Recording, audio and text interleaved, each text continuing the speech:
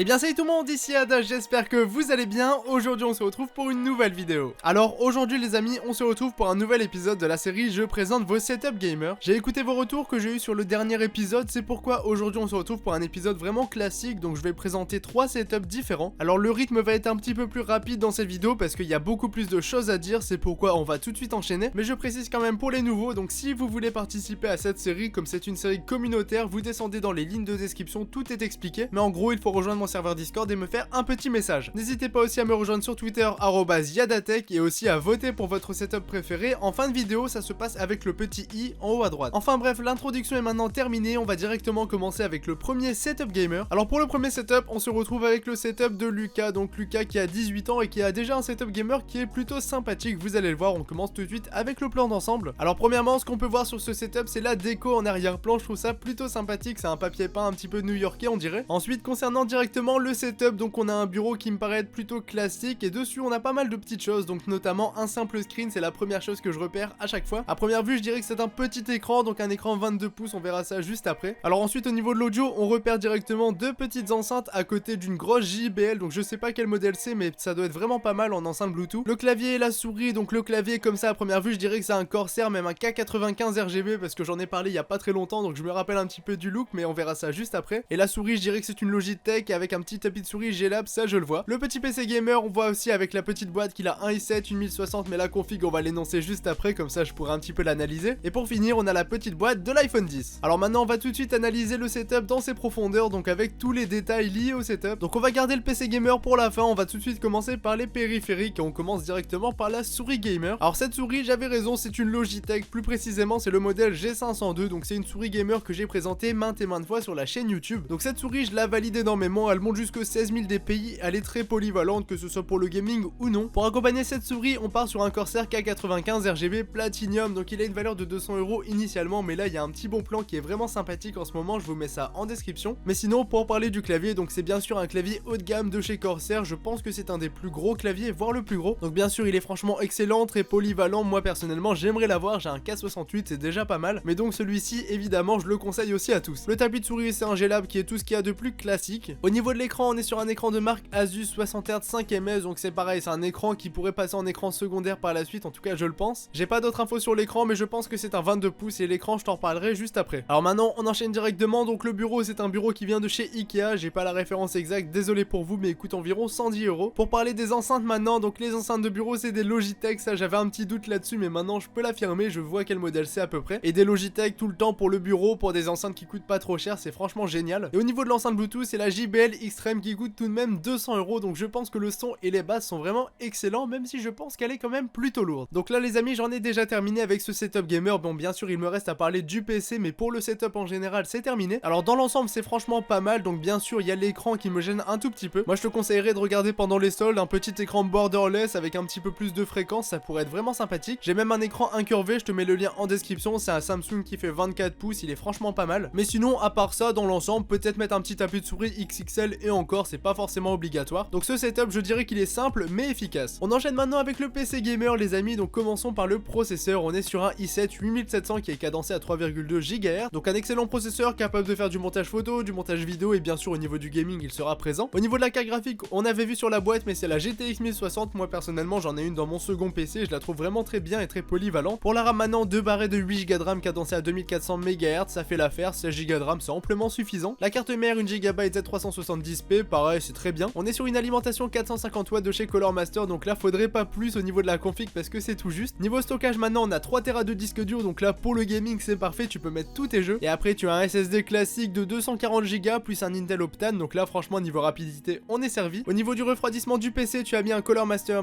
Liquid ML120L, donc là j'ai réussi à tout dire. En plus de ça il est RGB, donc il est franchement pas mal, celui-là je le conseille à tous. Mais il refroidit bien, il est RGB, je pense que je vais le tester très prochainement sur la chaîne, ou du moins un modèle plutôt similaire. Et pour terminer, pour tout envelopper au niveau de la configuration, tu as un boîtier blanc, personnellement je ne le connais pas, je vous mets la référence en description. Donc on est sur une configuration qui t'a coûté environ 1200 €, donc ça c'est un beau budget pour une configuration gamer, félicitations. En tout cas elle est bien sûr très polyvalente, elle permet de faire tourner tous les jeux du moment, en tout cas sans difficulté, ça c'est sûr. Et même si tu dois travailler un petit peu là-dessus, ça sera franchement un plaisir, ça je n'en doute pas. Alors là les amis, on en a terminé avec le premier setup. Si vous voulez retrouver Destin Good sur YouTube, j'espère que j'ai pas écorché ton pseudo, je vous mets le lien de la chaîne en description. Et nous on enchaîne directement avec le second setup de cette vidéo. Alors maintenant les amis, on enchaîne directement avec le second setup de cette vidéo, donc on se retrouve avec le setup de Snowky. Alors pareil, on est sur un petit setup qui n'est pas trop rempli, mais franchement il fera largement l'affaire, vous allez le voir tout de suite. Alors commençons par le plan d'ensemble du setup. Donc on a un double screen avec un second écran qui est tout petit, je suis curieux de voir la taille de cet écran. Après on a le tapis de souris XXL, un clavier et une souris, je dirais que c'est un clavier Corsair de loin, mais franchement j'en suis pas sûr. En tout cas ce qui m'intéresse vraiment dans ton setup, c'est au niveau de la configuration. Donc c'est un boîtier aéro-cool il me semble, je dirais même que c'est le Cyclone RGB de mémoire. On repère aussi un petit casque Logitech et un bureau, tout ce qu'il y a de plus classique. On enchaîne maintenant avec la description détaillée de ton setup avec les périphériques. Alors on commence tout de suite par les écrans qui me paraissent être un petit peu anciens. Donc premièrement, ton écran principal c'est un écran Acer qui fait 23 pouces et qui fait 60 Hz. Donc c'est pas un écran de fou pour un écran principal. Je te conseillerais aussi l'écran que je vais mettre en description. Donc c'est un écran incurvé qui fait 144 Hz, ça peut être vraiment sympa pour toi et qui coûte 130 €. Je dis ça au passage, en tout cas si la promo est toujours d'actu. Et ensuite le second écran c'est un écran Dell qui fait 17 pouces. Donc je me disais bien il est tout petit, en tout cas comparé à l'autre écran, mais en soi pour un écran secondaire c'est pas forcément très gênant. Alors maintenant au niveau du clavier, donc je me suis complètement trompé, c'est pas un Corsair, en tout cas je l'ai précisé, j'étais pas sûr. Donc c'est un clavier Fanatix Gear Rush, donc personnellement je le connais pas, il est équipé de switch RAID et ça c'est vraiment pas mal. Et pour accompagner le clavier tu as aussi opté pour la Logitech G502, donc c'est un très bon choix de ta part. Et d'ailleurs pour ceux qui regardent la vidéo, je vous la conseille vraiment à toutes et à tous. Pour parler du casque gamer, on est sur le Logitech G430. Alors c'est un casque qui coûte pas forcément très cher à l'achat, mais par contre au niveau de la durée de vie je suis pas très sûr qu'il soit excellent. En tout cas j'ai pas eu les meilleurs retours sur ce casque. Et sinon pour jouer sur PC tu es aussi équipé d'une manette Xbox One, donc c'est franchement pratique pour jouer à des jeux comme Rocket League par exemple. Et tu as pris toutes les photos de ton setup avec un Xiaomi Redmi Note 5, donc un très bon téléphone à très bon rapport qualité-prix. Donc là c'est pareil, on en a terminé avec ton setup en général. Avant de commencer le PC je vais te donner quelques petits conseils. Enfin le même conseil que j'ai donné juste avant, donc c'est au niveau des écrans gamer, je te conseille vraiment de les changer, c'est vraiment important que ce soit au niveau du confort d'utilisation ou même pour les yeux. En tout cas je te parle de mon cas personnel, quand j'avais des écrans qui n'étaient pas fous, j'avais tout le temps mal aux yeux et quand j'ai changé mes écrans ça m'a complètement changé ma vie, en tout cas ma vie de gamer. Donc je te mets en description le lien de l'écran 144 Hz pour 130 €, c'est franchement une très bonne affaire, tu verras ça. Alors maintenant on enchaîne tout de suite avec la configuration gamer, donc tu m'annonces tout de suite le budget, donc on est sur un budget de 1250 €. Donc là c'est pareil, c'est un budget que je trouve parfait pour une configuration gamer. Alors pour commencer au niveau du processeur, on est sur le Ryzen 7 2700, donc c'est franchement un très bon processeur que je valide à 100%, il est adapté au streaming, au gaming, etc. Franchement il est vraiment génial et pour son prix il est franchement très performant. Au niveau de la carte mère maintenant on est sur une B450M de chez Gigabyte. Au niveau du ventirad tu as pris le BeQuiet Pure Rock, donc c'est un très bon choix. Pour la RAM on est sur 2 x 8 Go de RAM cadencé à 3000 MHz, donc ça fait 16 Go de RAM, c'est parfait. La carte graphique on est sur un petit bijou, donc la RTX 2070 de chez MSI, donc là tu dois vraiment te faire plaisir au niveau du gaming, ça c'est sûr. Au niveau du stockage maintenant on est sur du 1 Tera de disque dur plus 120 Go de SSD, très certainement pour installer Windows 10. Au niveau de l'alimentation on est sur une EVGA 750 watts et pour finir le boîtier, j'avais raison, donc c'est le Aerocool Cyclone RGB. Donc là franchement c'est une très bonne configuration, d'ailleurs je vais vous la mettre en description parce qu'elle pourrait vous intéresser. Pour 1250 €, c'est franchement une très bonne config. Donc je vous mets la config en description, je valide à 100% ta configuration, un petit peu moins pour le côté périphérique du setup. Et sinon vous pouvez retrouver Snowky alias Dash Hunter sur YouTube, je vous mets le lien de sa chaîne en description. Je vous rappelle les amis, avant de présenter le dernier setup, que vous pouvez voter pour votre setup préféré avec le petit i en haut à droite. Et maintenant on enchaîne directement avec le dernier setup, donc c'est le setup de Sans Blaze.